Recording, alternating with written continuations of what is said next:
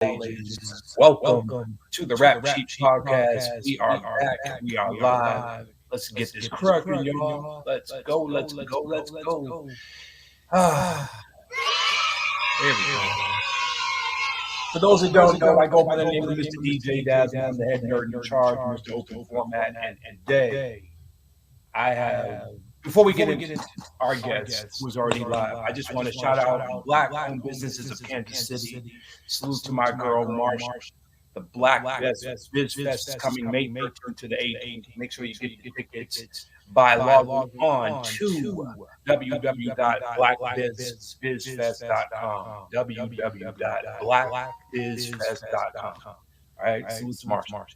Now, the person on the stage in the vibe chair that you see on the screen does not need an introduction, but I'm going to give him one anyway. He has a lot of titles to his name: owner, manager, DJ, radio personality, A&R, and humorously speaking, one of the biggest jerks in Boston that I've met in so many years. But we will get into all that. But in all due respect, I first heard this man on WRBB way back in the day during my MC days, and truthfully, if it really wasn't for him and a lot of other people that I could mention, I would not be doing radio and being the DJ that I am today, and that's with sincere and utmost respect. Ladies and gentlemen, please welcome to the Rap Sheet Podcast for this Tuesday evening, the one and the only Mr. Funky Fresh himself, Rusty the Toe Jammer. He's here, ladies and gentlemen. He's here.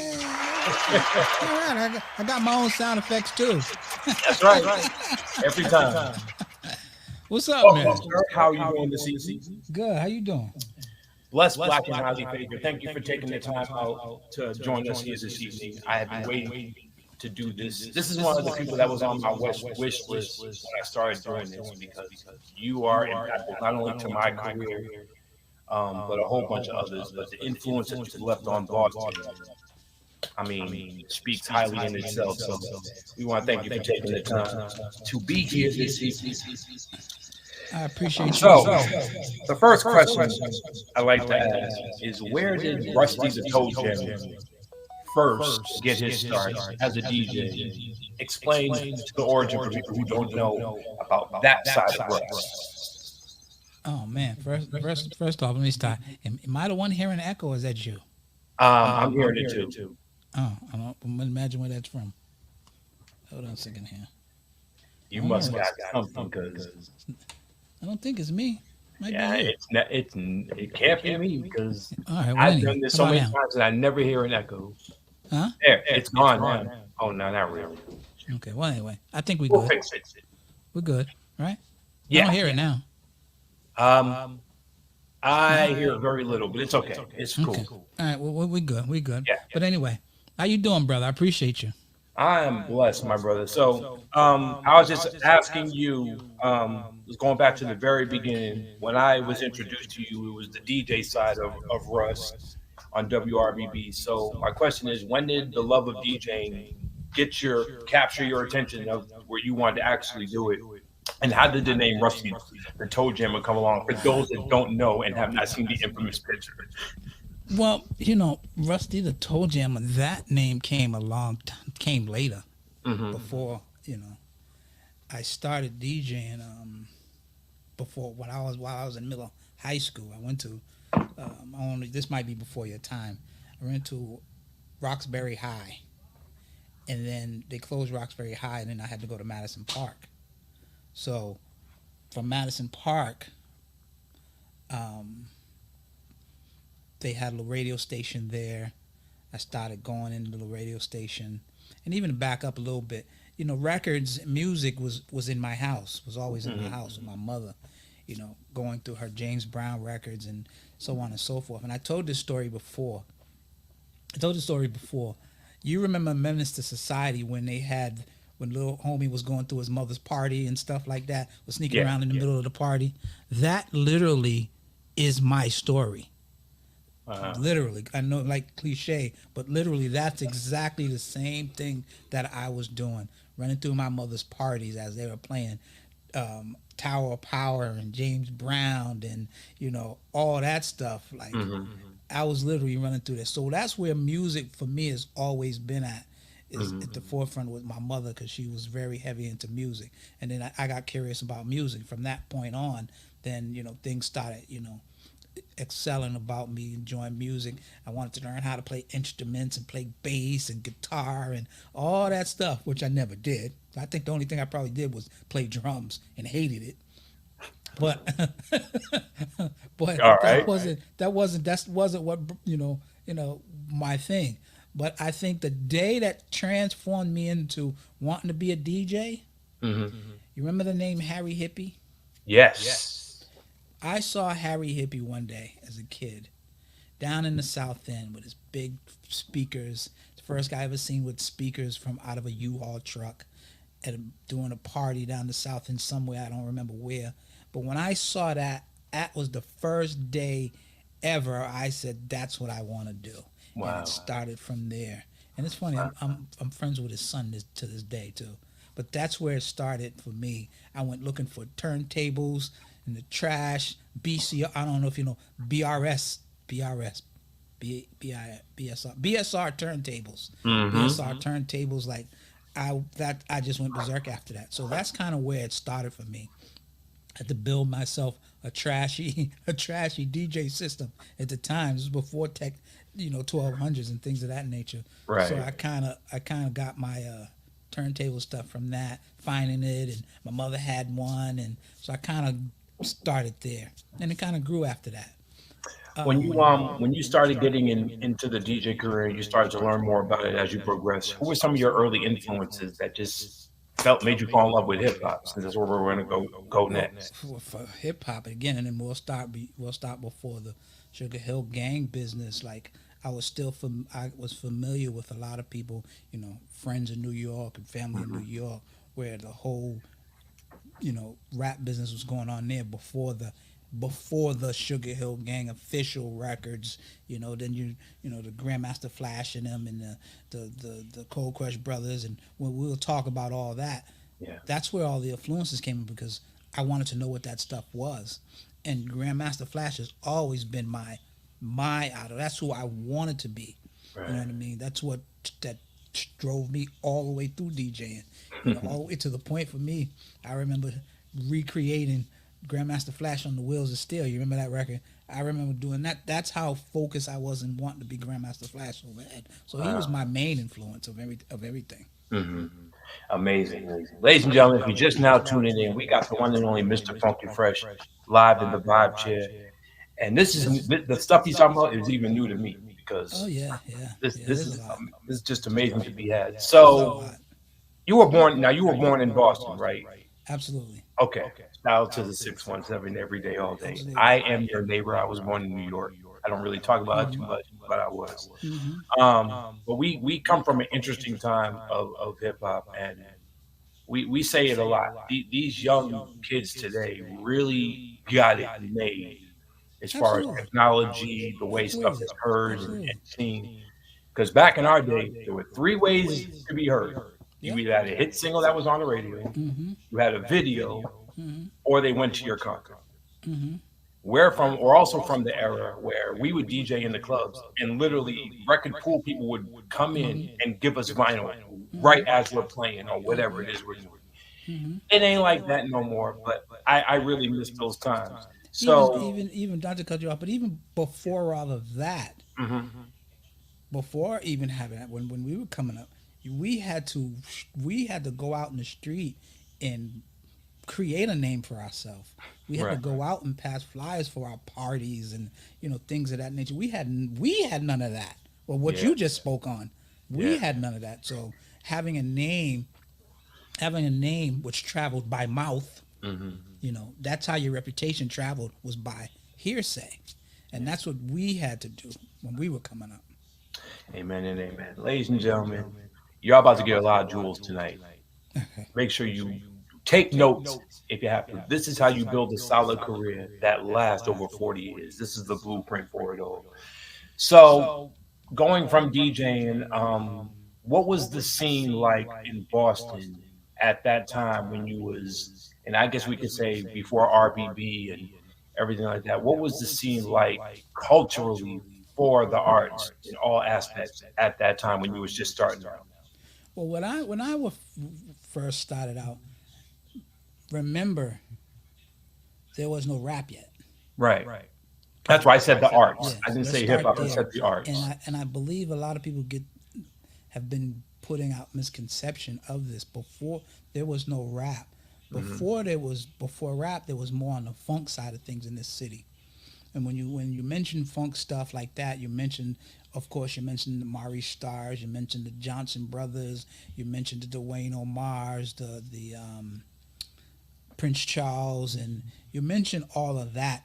The Doc's place where they were playing. Like funk was the urban thing that was going on back then, and Hmm. that's where I grew up at. That's where I started coming out at as a kid before the rap started, coming about.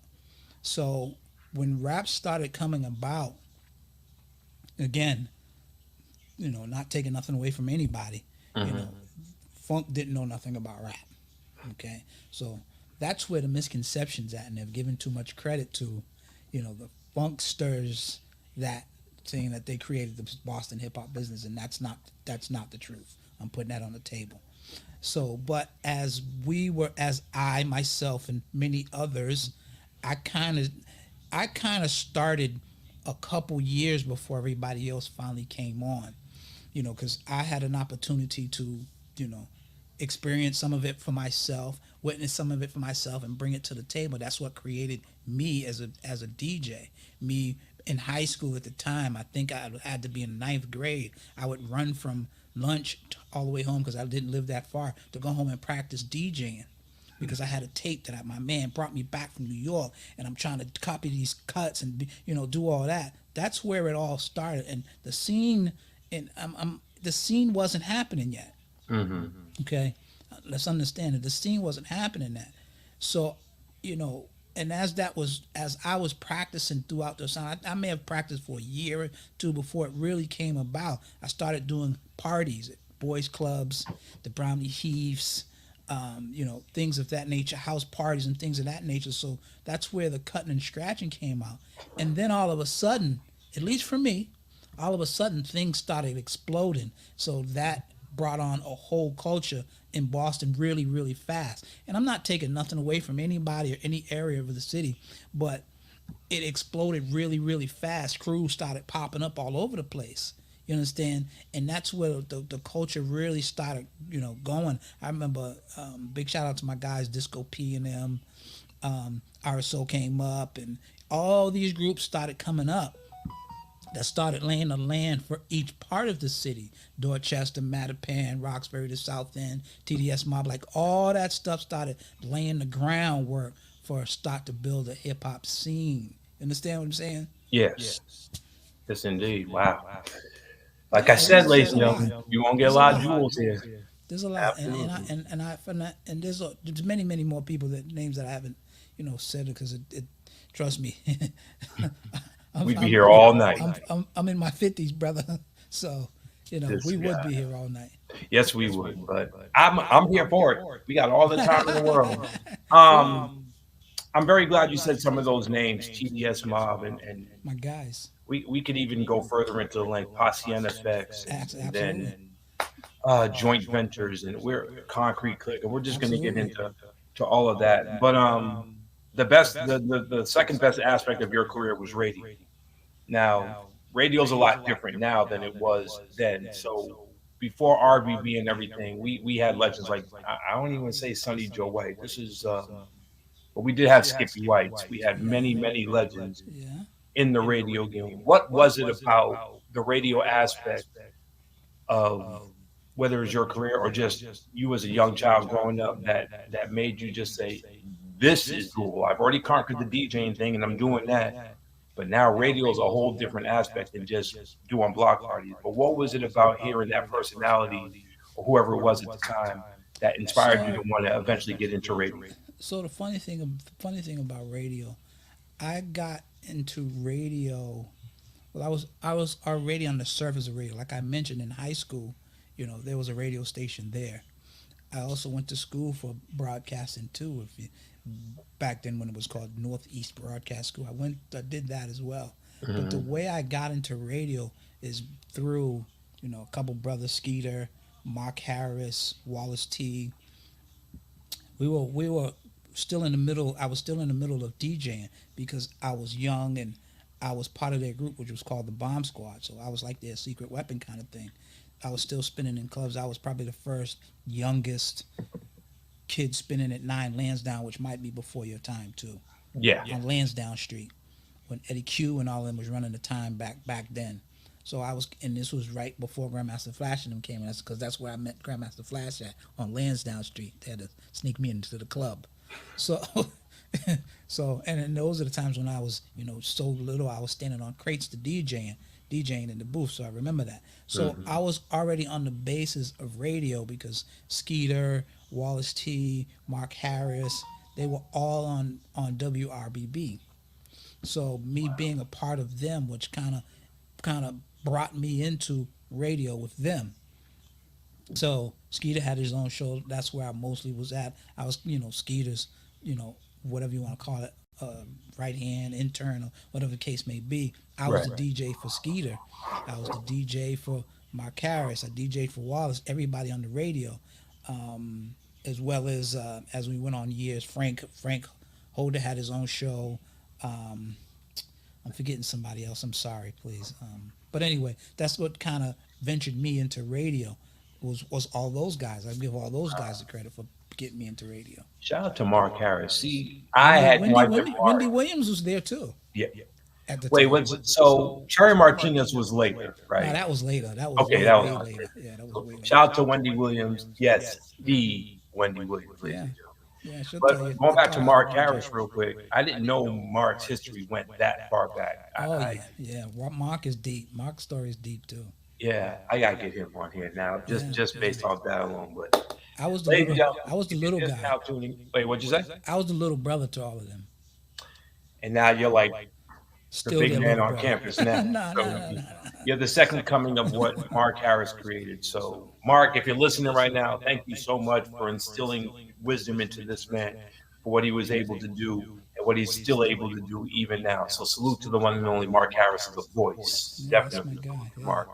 Um, that's now I'm gonna bring you back a little bit because I Okay. mentioned that I first heard you on WRBB, Hmm. and at the time you was very much into what we call the mashup nowadays. And I remember it clear as day. You did a TLC mashup of Baby, Baby, Baby on that show, and I loved that mashup. Oh I yeah. forgot. Don't I don't remember remember that. exactly how it went, but I just know that you did something special with that. I don't remember that, man. I do. I never I don't forget. remember. I I don't never remember that. forget the first time I heard. This is the first time I heard you. I forgot what night it was, what day it was, Hmm. but I just remember that you had an acapella, that acapella playing, and you was blending it, Hmm.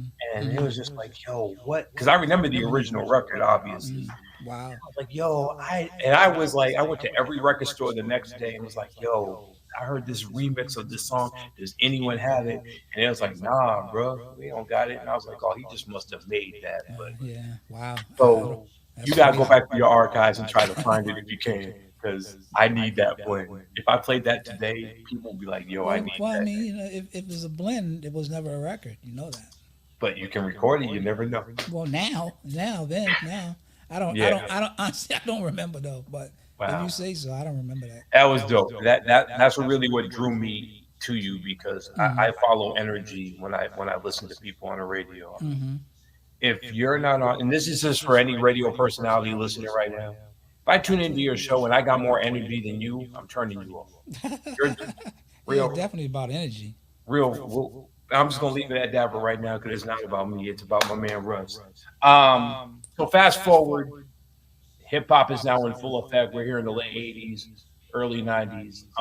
There was a great monument in the Roxbury area, in the Dudley area, called Spin City Records. Hmm. Everybody and their grandmother was Yeah. at this Yeah. great establishment.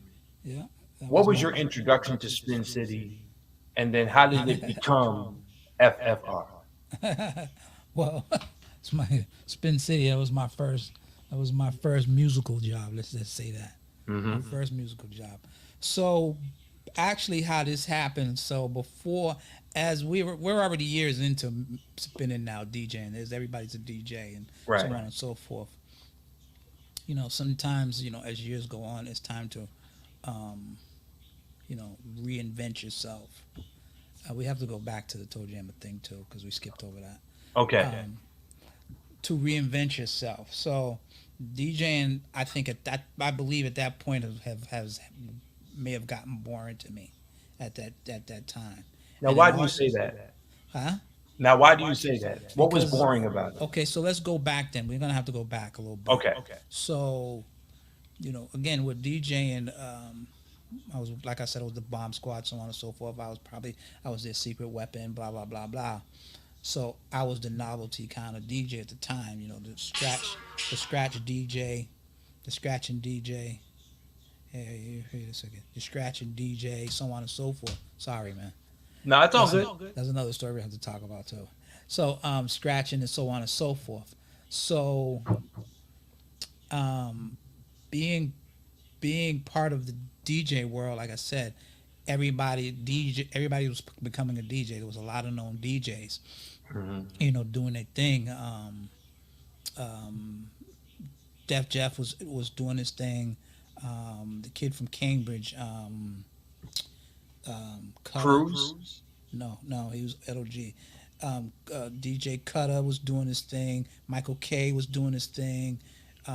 So there was a lot of DJs that was becoming famous for doing something.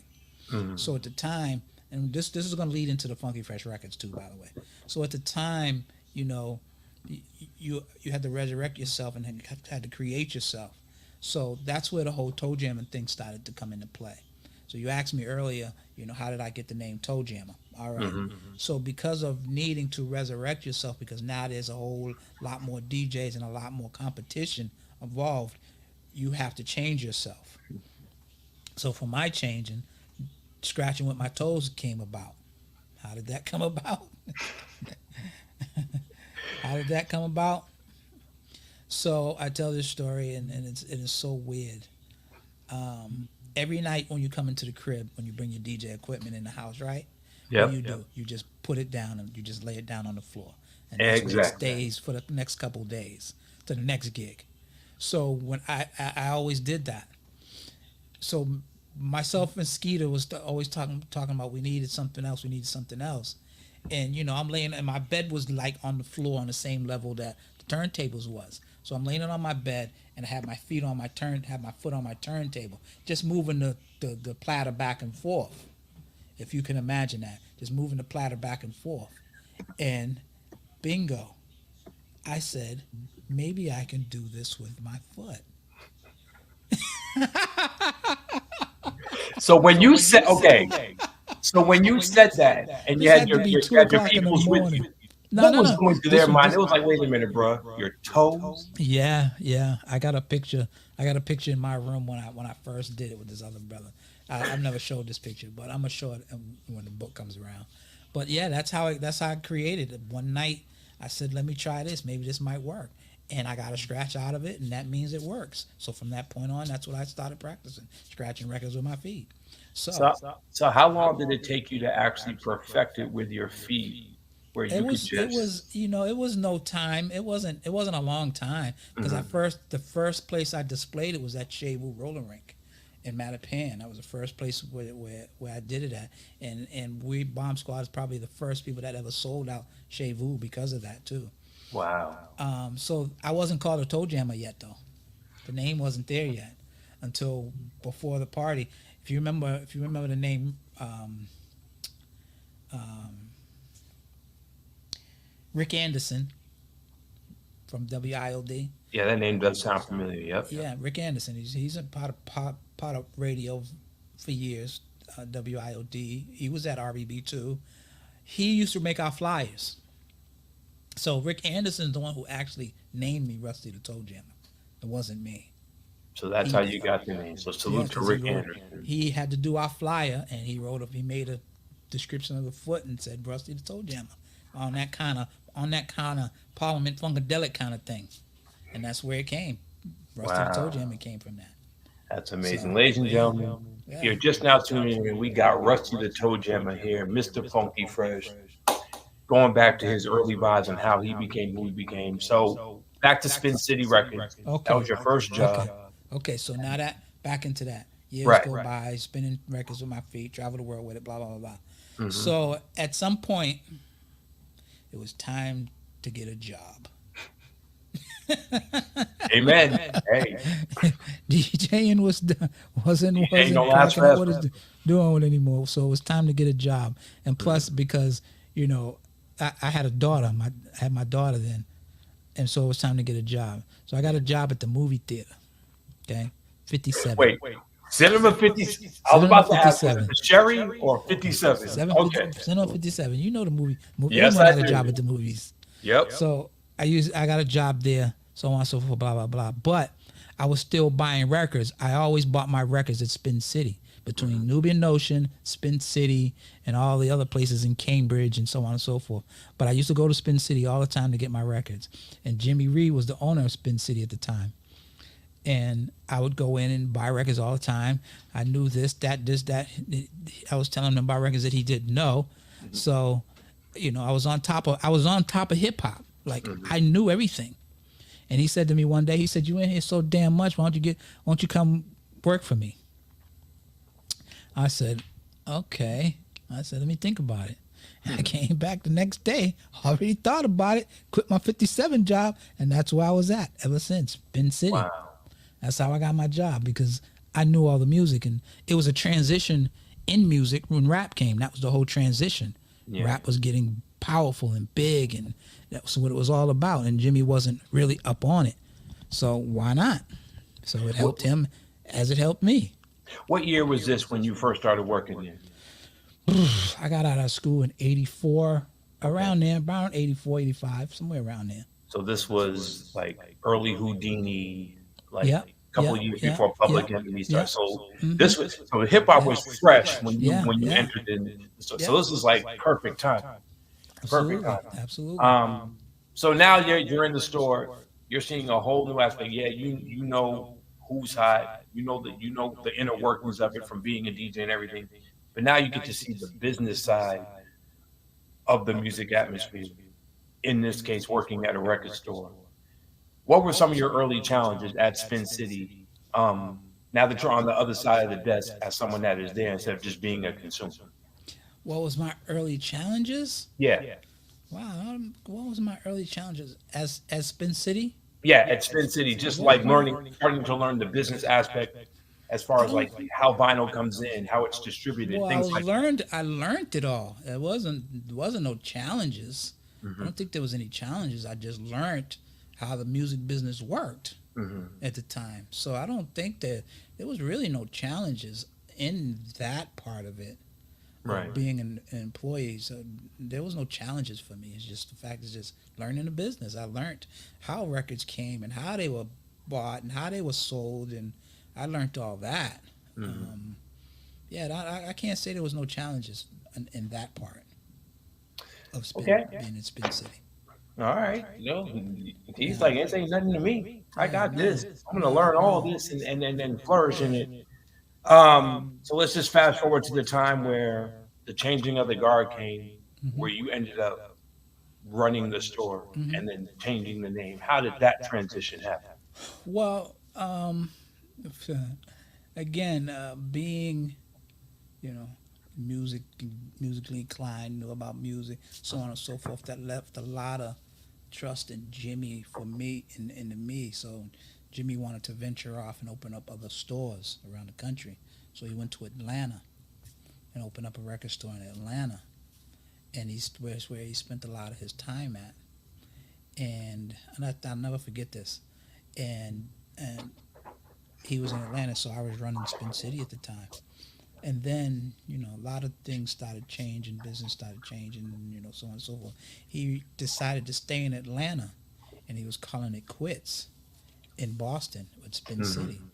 So what was he was like, do whatever you want to do. So it was my judgment was to decide what was I gonna do.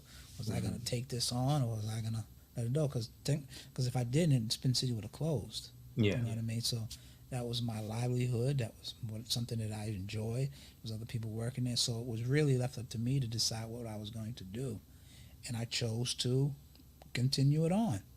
So some things happened, and the conversion happened.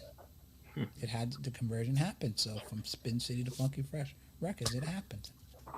So now that we've got Funky Fresh Records in tow and everything, Oh, hell broke loose after that, man. I was gonna say, what was the perspective now from Spin City to Funky Fresh? Did your perspective stay the same? And if they did, then great. But what changes did you want to see within the store? I mean, talk about the record pool and Well, how you were able to get business, it off DJs.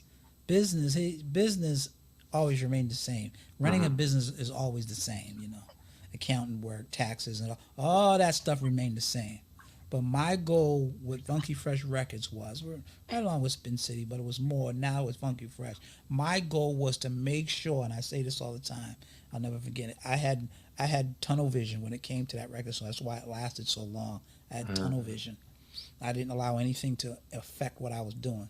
So my goal was to make sure that every person who woke up on a daily basis who loved music and wanted to buy music, Funky Fresh was in their mind.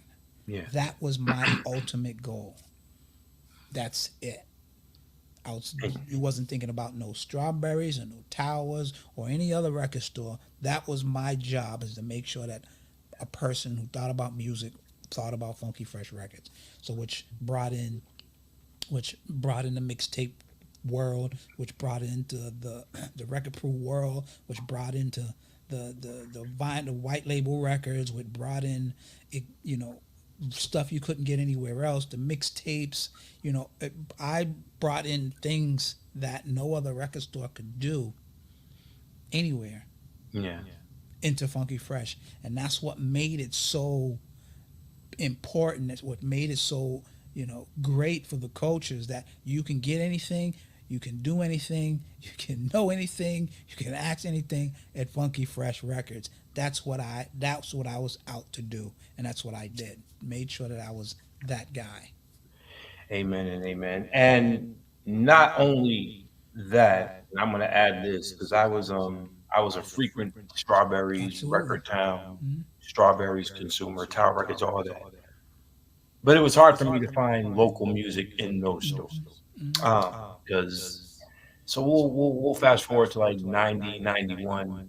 This was, Ed OG was just starting, Gangstar was just starting, and Posse NFX and Concrete came like 94 95. But I needed a home to stay in tap with what was going on in Roxbury, in Dorchester, in Mattapan. And you became the epicenter for all of that. Yeah. Not to also mention, you also opened up the door for artists from other cities to come to your store to do what we called record promo or in store. And one particular one, and we talked about this when you was on Marv's show. I had called in because this is something that stood out to me because I was a really big socially conscious hip hop head when I was 15, 16, and 17.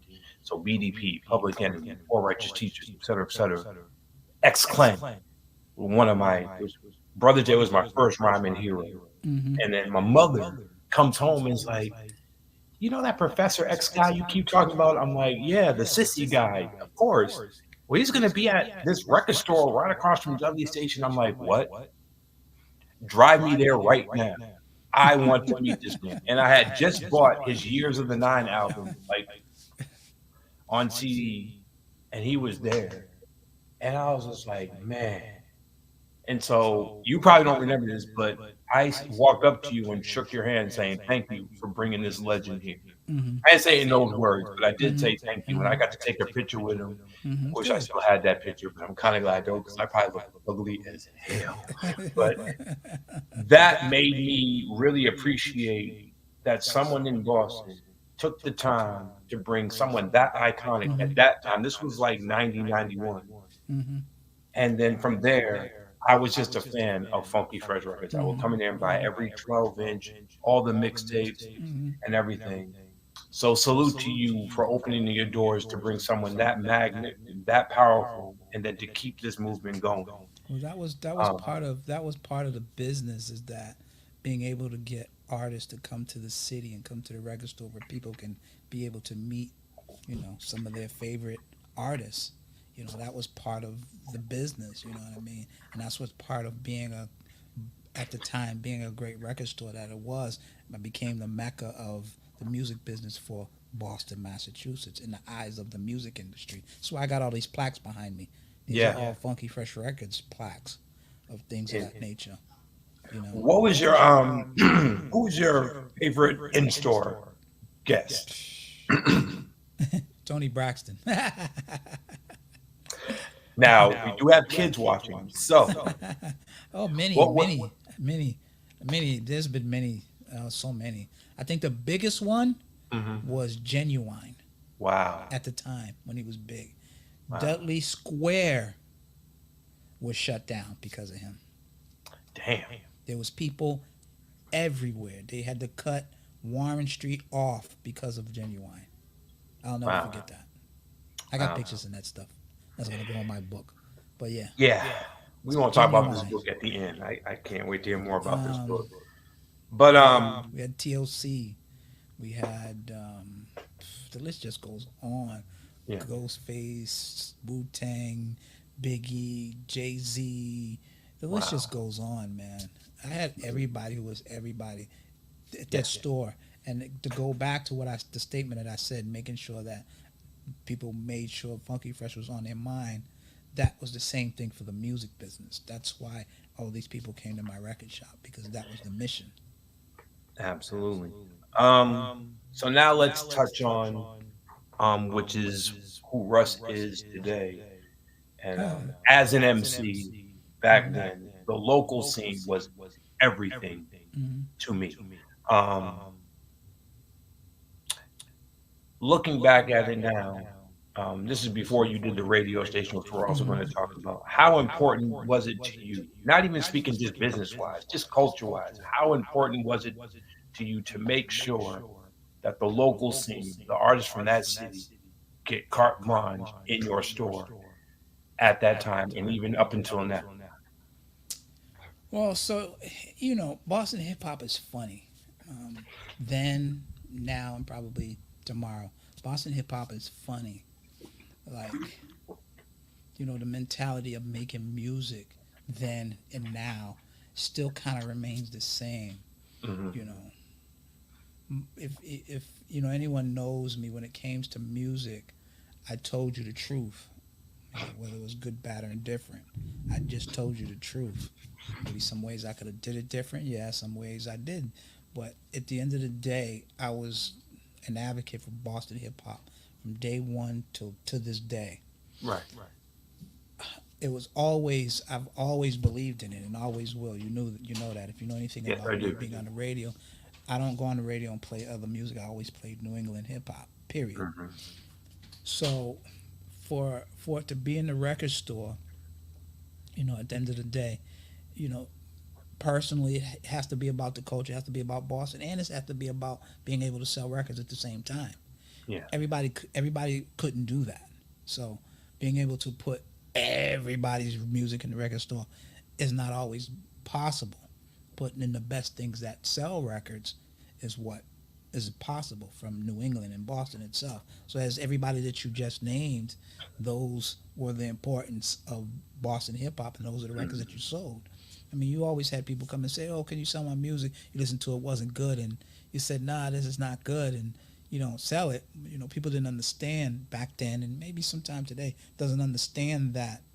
The process, the quality, what needs to happen, and all this other business stuff that goes along with music. Kind of, uh, forms a direction on how people accept their music. So for me, I believe everyone that does hip hop, does rap, or whatever the case may be, first and foremost, kudos for them, because they got an opportunity, they got a talent to do something. Yeah. Is it always meant for them to do? No. No. But again, that's someone's passion, and you can't destroy that. Right. You have to, support it, guide it, or help them out in it. And my job was always trying to help them out in it. If I turn you down on doing something, but I'm going to help you figure out how to get it done at the Yeah. same time. So, bringing music then and bringing music currently, it's still the same way with me. Is that, oh, well, let's figure out how we can make this better. Not to say that you can't do it, because maybe you might figure out yourself and say I can't do it. That's up to you. But I never try to misjudge anyone who makes their music. I never say your music sucks. No one ever will ever hear me say that. I would never say that. But I would say this is not working for me. You got something else, or Yeah. come back with something else, or so on and so forth. So that's how I always stood with Boston hip hop. Good, bad, or indifferent. Some people liked it, liked me for that. Some people hated me for that. But that's how I stood for it, and that's how I stand for it today. Is the same thing. I love New England hip hop.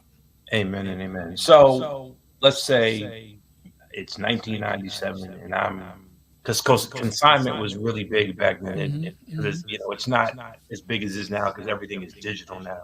Mm-hmm. But a DL or a Yeah. Crumb Snatcher will come in and bring you eight Yeah. copies of his 12 inch that he just Yeah. pressed up himself.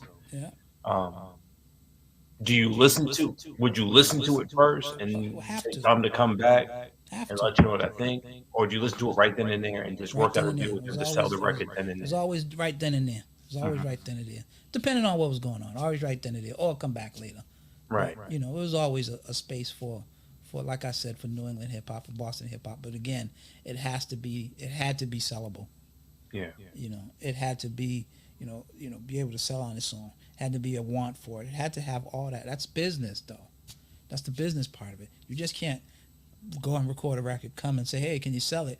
How am I going to sell something that you know I don't even know about? The people don't even know about. It's not. That's not what how that works. It's got to be a want for it. But we can fast forward to today because your radio show, which I've listened to so many times, you will just play like when you said you'll literally just play Boston hip hop. Mm-hmm.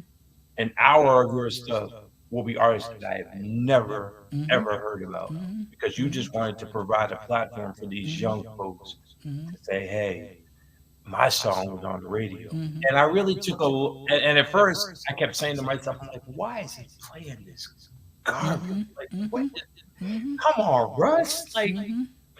but then I looked at the bigger picture of it, and I didn't think about it until years later. I'm like, what this man just did, and this is just not business talk or anything Mm-hmm. like that. What this man really just did is that young person, no matter what he or she is talking about, Mm-hmm. listen to on the radio and be like, man, that just inspired me to want to do stuff. Stay Absolutely. off the street. That's all it was. Not do anything negative That's because all it I was. just got my song heard on the radio. I can call my boys up and be like, That's yo, it. my stuff's on the radio right now. I'm inspired to do another one so I can That's hear it. another song next week That's it. and That's how. everything. That's just how it went. And That's I just and I how it went. remember you were a street worker. So Yeah. that was hand in hand. Yeah. Because Mm-hmm. I used to work at DYS back in Boston. I Mm-hmm. worked at the one on it was the Spectrum Boys unit, right Howard Street, was it right? Harvard Street, I think it Yeah, was. it was Howard Street. Yep, that location. And it was my opportunity to try to give back, um, working with kids because I've never lived that lifestyle. I don't know what it's Mm-hmm. like to be locked up to do Mm-hmm. crime or anything like that. Mm-hmm. Because I had a mom who would kick my ass for me. That's right. That's right. But to know that you were a street worker and doing this at the same time, it was like, yo, this guy is really winning because Mm-hmm. he's in the streets, he's in the hood. He probably, I don't know what your lifestyle was growing Mm-hmm. up, but you had a chance to say, yo, I was just like you. I made wrong choices in my life.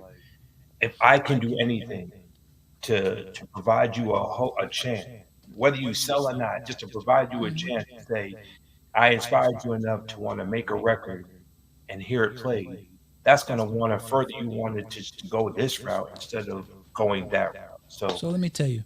So yep, you're absolutely right. So the time span for me being on the radio, every time whatever radio station I was on, I only played Boston hip hop.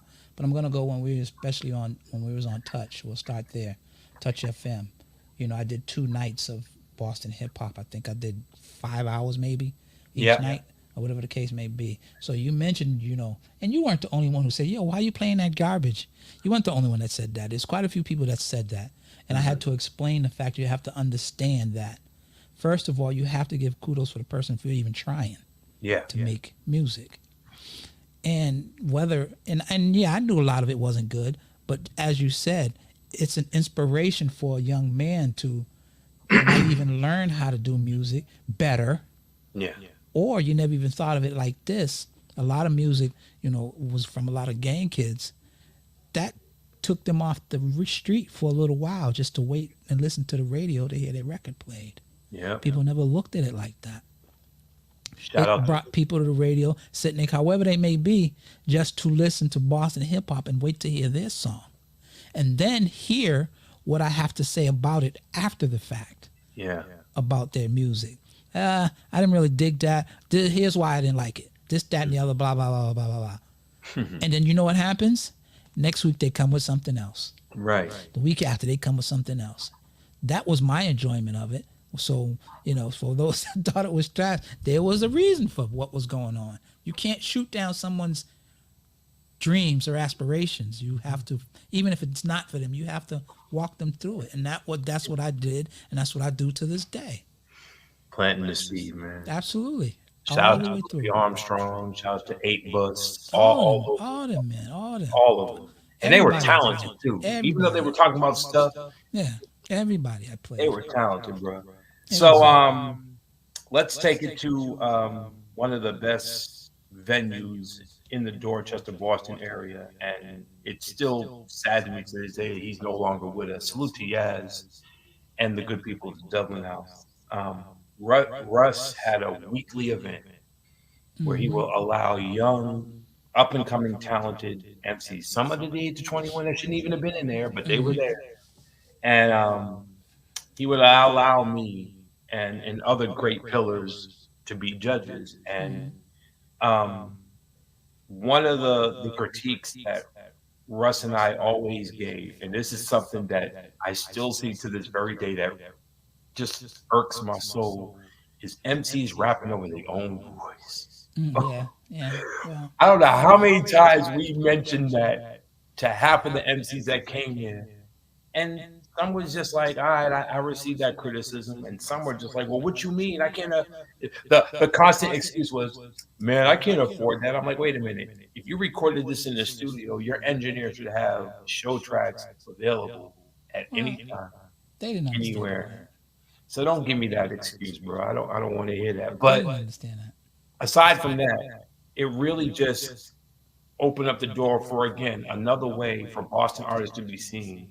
And for me, as an upcoming DJ and radio personality, this is where I needed to be. So again, salute to that. Thank you for doing that. Now, let's talk about the manager side of Russ, because right now you've got some artists that are out here making great and powerful noise. Shout out to Attica Rose.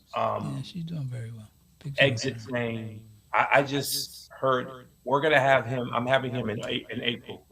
Because I just listened to his album and I was just like, my goodness, I haven't heard an album this solid since I can't even remember the last time I heard a quality album like this from someone in Boston. Exit's doing very well. He really is. So let me just correct. So I don't manage Exit Fame. Okay, no, I support Exit Fame. But Attica is Attica Rose is my artist. I support Exit Fame. I'm like a mentor to Exit Fame. Me and Exit Fame has done a lot, and I've been part of Exit's recovery throughout, from the beginning. So that's his story to tell, though. So I've always supported Exit Fame. Exit Fame calls me for advice or whatever the case may be. So I'm a very supportive, and I'll do anything I need to do if he's done for Exit Fame. So I just want to put that on the table. So, but management, oh my God, how long it took me to do that, man. How long? To be a manager, man. That was never something I wanted to do because artists are crazy. Artists is crazy, man. Especially rappers, man. You know what I mean? They're crazy, bro. I'm not even gonna touch that one. Nah, me neither. Me neither. Me neither. We'll I'm not leave even that gonna one do that either. alone. But But I have a management company called TPG Music Group with my partner Kurt, one of my old school teenage buddies. We've been, we put together a management company, publishing company as well. So we have Atticus Rose, who's very, very a great singer, yes, writer, musician, actress, all of that. College graduate, she's all of that. She's the package. So we're working with her. We've put out quite a few EPs with her. Now we're getting ready to do a real major project right now with her, with Meg Gohard, who produced a lot of her music on this new project. And we got Cyrus DeShield, who wrote a lot of records for her as well, and some of her writing as well. So we're really doing a huge project for her for this go around for the spring. So shout out to Atticus Rose. And my shout man out to Kurt. Atticus Rose, Yeah. man. I gotta get her on here. When we get off here, I'll give you a ring. We gotta Yeah, get her we'll on. figure it out. We'll figure it out. Absolutely. You definitely got that. We'll figure it out. So 2024, you got the management company. You're still doing Funky Fresh. You're still doing the radio show, which is extremely dope. I just heard the new Dutch record too. I'm just like, Oh okay, yeah, crazy, right? So let me just talk about that right there. My Funky Fresh Radio internet. I've had that for quite a few years. I mean, it might be 5 years now. I I haven't. thought it was longer than that. It might, maybe. Because we're going back to Touch 106.1. Oh no. Doing it then. No. When I say Funky Fresh Radio, that's always been. But for me personally, on my own, Right. internet wise, it may have been 4 or 5 years now. Okay. I'm not at my 100% with it. I might be 60% right now because I'm personally not on air. It's running as more like, what you call that site that just plays music? What do you call it? Yeah. What I do know you what you're call it? talking about, where it just plays song after song with a Yeah, what is commercial that ad called? here and there. Satellite radio? No. There's another name for that. But anyway, I just make sure Boston Hip Hop is in rotation every day, all day, 24 hours a day. Right.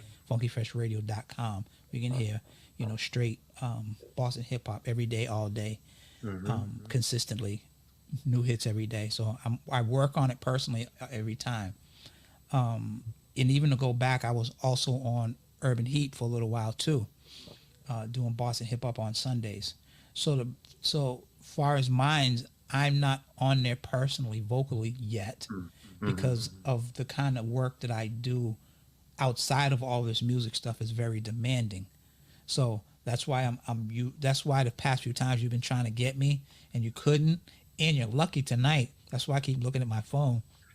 We'll get into that. You're lucky tonight because if the job that I do, if something goes on, I'm gonna have to leave like right now. Right. So I'm really happy that nothing went on between, because I'm looking at my clock. I said, man, I hope I can just make this.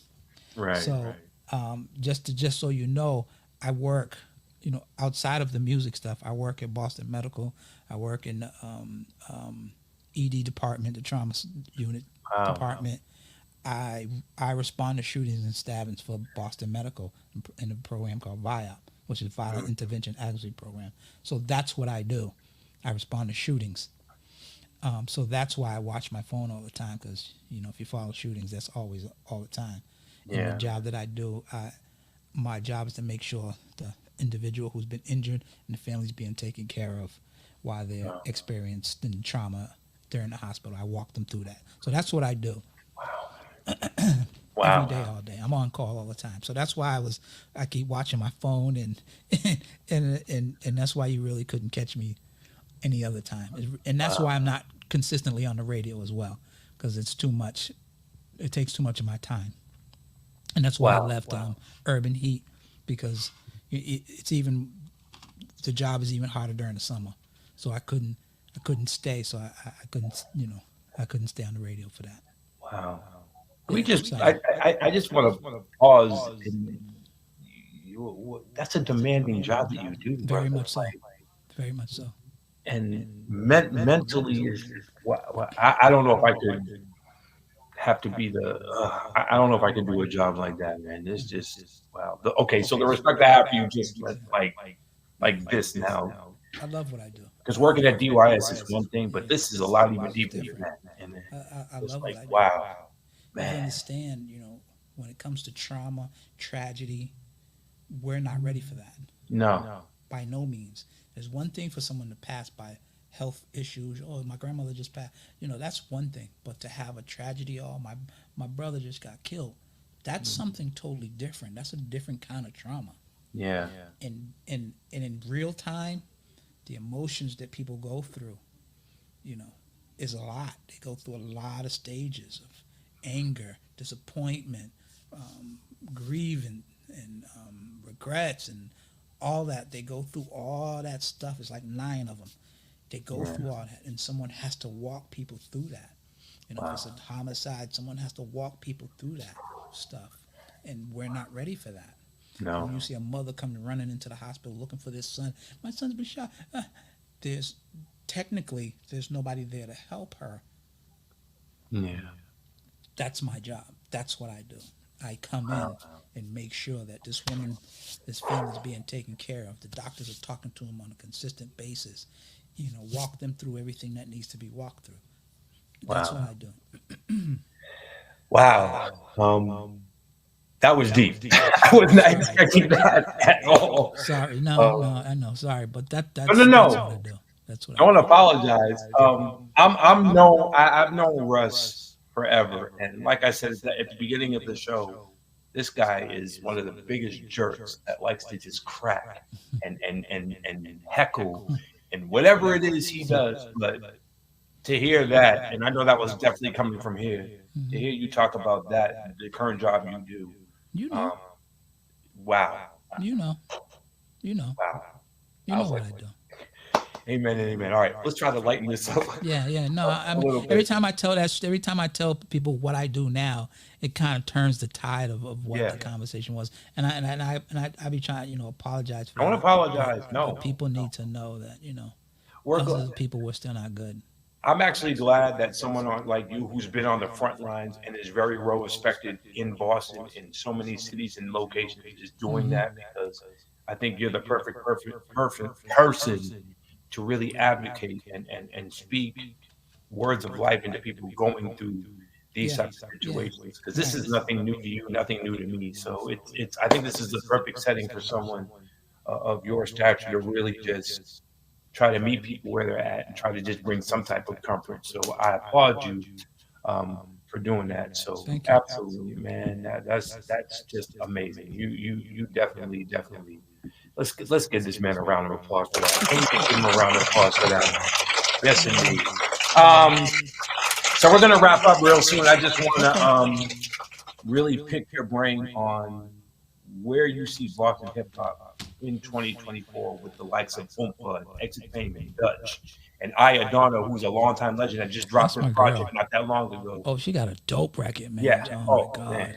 Absolutely. She got a dope record.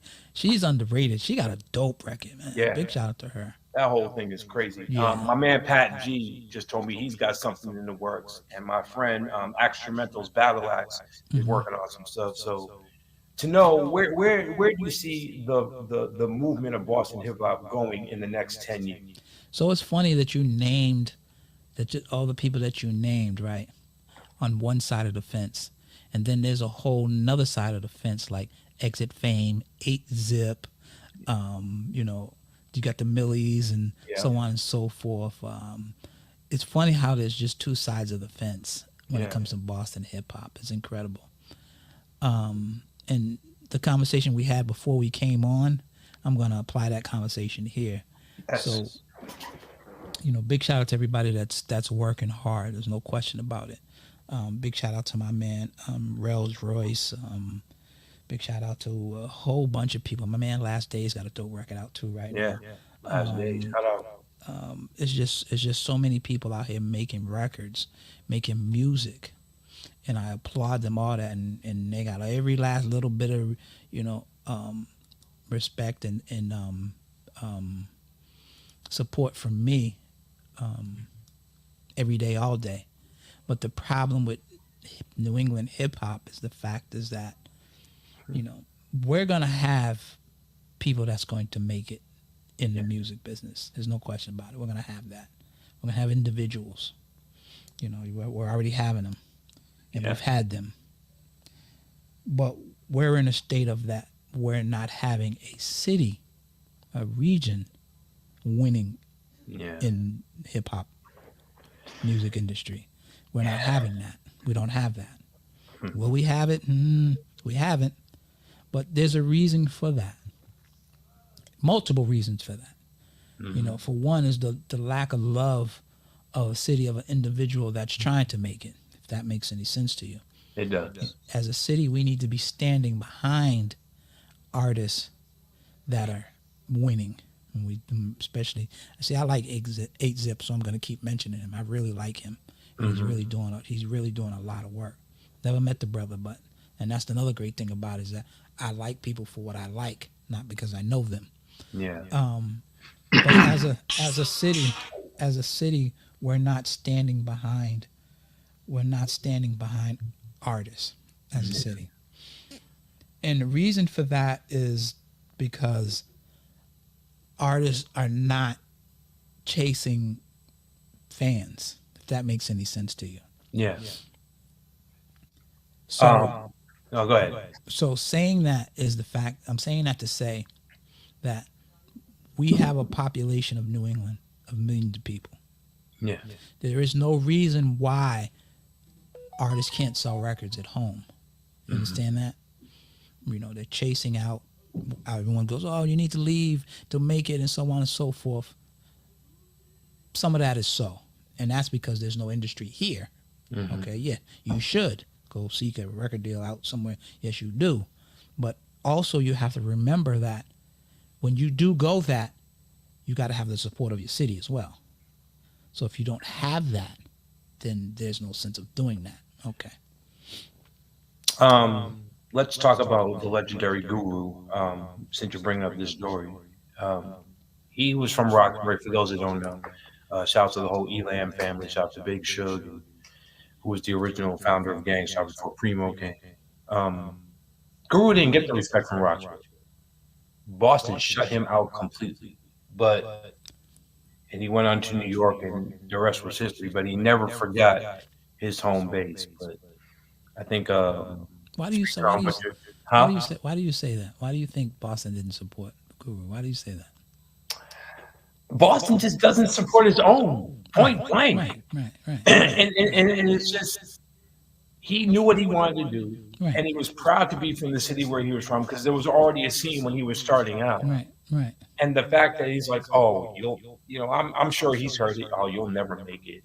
You'll never do this. Why you have to travel to New York to do this? I'm like, well, I tried doing it here, and the love I got was very minimal.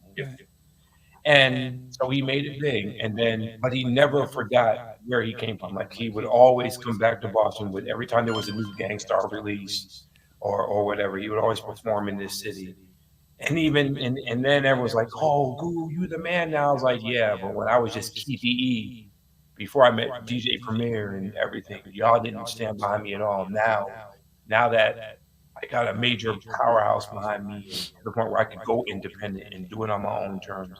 Now all of a sudden I'm your favorite. And it's the same with Edo G.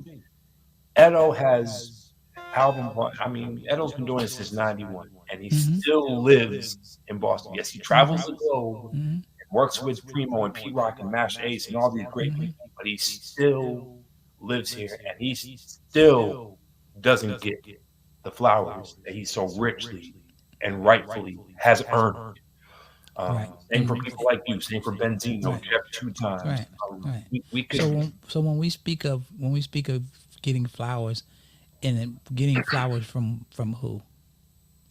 Who did to get flowers? City, the supporters, the people that live in the city, supported by going and buying the albums. Don't just ask for a bootleg copy, or go and actually buy the albums, whether it's in person or online. Like, I made it my duty as a Boston DJ to literally go out and buy all the Boston stuff that I love, because I felt it, because I was an artist, and that's what I would have wanted.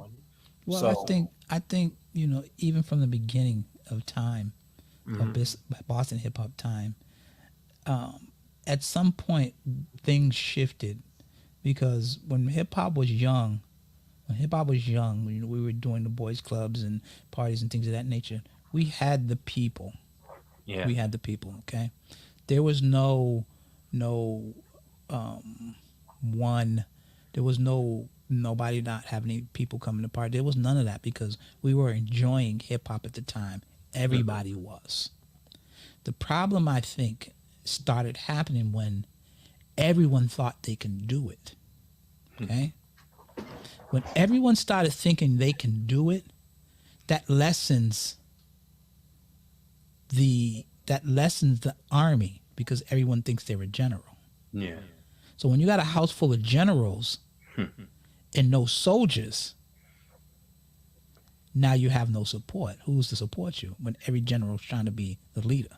Right. Does that make sense? That makes total sense. Okay. Total So sense. now that bring that to today. That's Yeah. always been the curse. Is because now, and especially now when social media is in play and all the digital stuff's in play, now every person that buys music thinks they're a critic. True. Yeah. So, and again, this is my perspective. This is my thought. Take it however you want it. It is what it is. But I've been from the beginning of hip hop to the current, so I think I can be able to say some of these things. Yeah.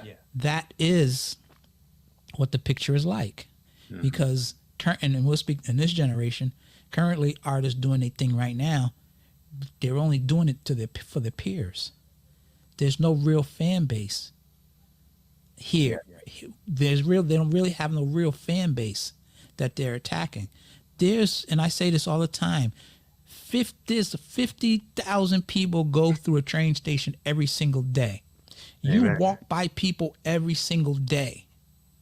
So you have ever heard somebody say, "Oh man, the city's hating, everybody's hating on me"? You always heard that, right? Oh. And Oh. my question was I've said always, it. my question was always, who's hating on you when you have no fan base? So you must be talking about your peers then, which Yeah. you are. So once you stop focusing on your peers and focus on the people that buy the music and you start chasing them, things would start changing. And that's coming from a person that sold records. Yeah. You understand that? I think another thing, and you have the advantage of knowing the business. Lots of these artists don't know the business. They just like, oh, I create a record, and Yes. you're automatically supposed to like it. I'm like, Yes. no, because my wife and I talked about this a lot with certain industries. Where's the team that is marketing these artists? How are we supposed to know about it if you're not marketing your artists? How are we supposed to know? Well, that's a lack of education, music business education. Yeah. And that comes from lack of perception that bigger artists are not giving out to the world. So if you ever notice, bigger artists never talk about their struggles when they were trying to be an artist. So Yeah. if they don't ever talk about that, how is anybody supposed to know how it goes? You understand?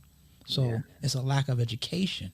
No one's gonna bring you in and teach you the business. No. That's why people leave groups. That's why groups break up, because no one taught them the business. And I'm not gonna. Right. So if you don't learn the business, you don't know anything. All you know is and there's nothing wrong with being a creative person. Yes, you should be. Artists should be artists. Right. Artists can't be the business person in the art and the graphic designer that takes away from the art.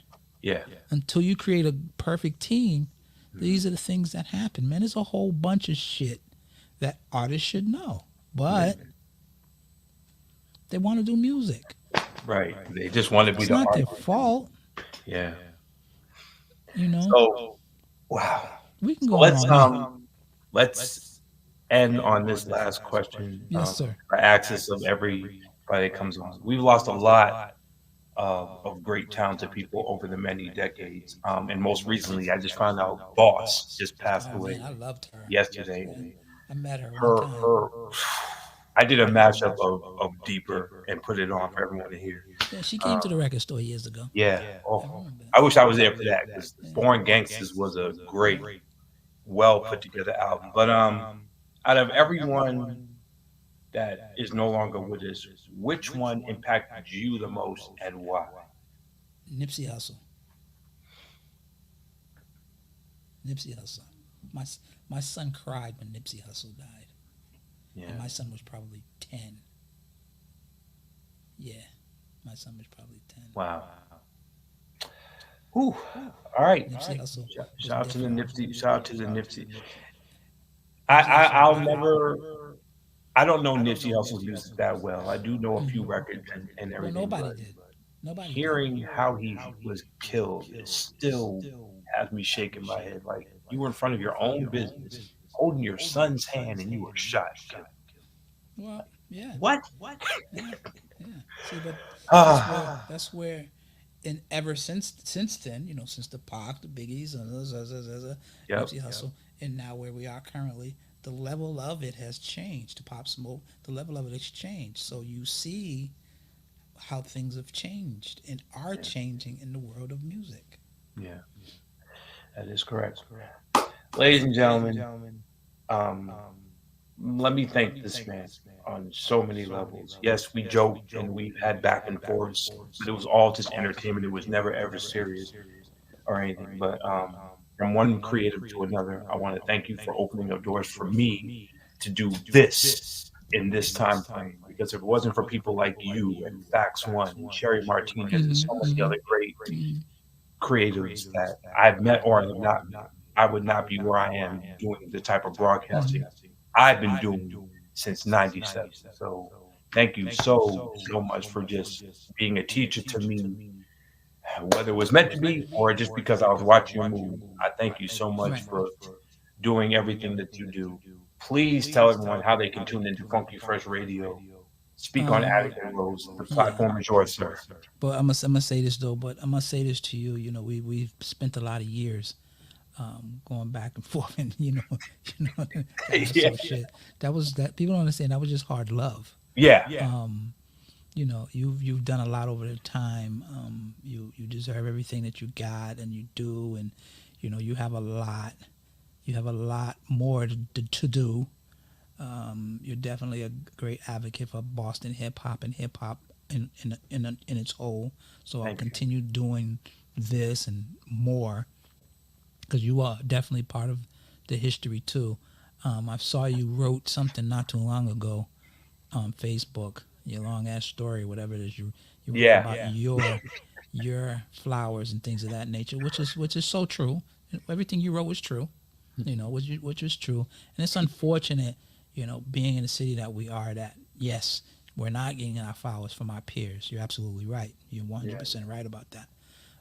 But we're not big enough to be able to do that. We don't have all the right platforms for that to be done. hmm, You have people like yourself and so on and so forth that do that, because when new artists from New England, emerge, they don't know what their history is. They don't know their history and right. where all this stuff comes from. So I commend you for what you're doing as well, and then hopefully you continue doing it till the age you're gray. Continue doing it because there will always be listeners, always. The next part of it is that, like I said, yeah, we got a new Attic and Rose album coming out sometime in the spring. There's no date, but big shout out to her as well. My radio station, funkyfreshradio.com, which displays all New England hip hop every day, all day. You can go on there. You can see what new record just dropped. You can watch videos and so on and so forth. At some point, I may go live. I just don't know when. And when I do, it'll be a pop up. I don't know because my job is so hectic. That's two. That's two. And three, I'm working on a book, and I kept mentioning that throughout the thing. I'm working on a book, and I'm working on a documentary as well. Ooh, And I'm starting in next month in April. So I will definitely be coming at you. yes, There's please. people I'm going to be reaching out to. Us a whole lot of people. So I'm doing a documentary on myself as well. And I'm excited about that. Me and Al McFarley's going to be doing it with me as well, because he's from the culture as well. I couldn't think of anybody else to do it but him. Absolutely. So I'll be embarking on that for sure for in April, and you probably won't see that till the next year and a half or so. but I'm just putting that on the table right along with a book as well. So those are my next thing, and then my work that I do. I'm out here advocating for victims of violence, and trying to keep our kids on the right lane, brother. Because is anyone not telling you we're not winning? No. And I'm gonna leave it at that. And I appreciate you. Ladies and gentlemen, this is the legend, Mr. Funky Fresh himself, man. Thank you again. Ladies. Give this man a round of applause. Absolutely. Absolutely. Hey, listen, I love you, brother, and anything that you need from me, please don't hesitate, man.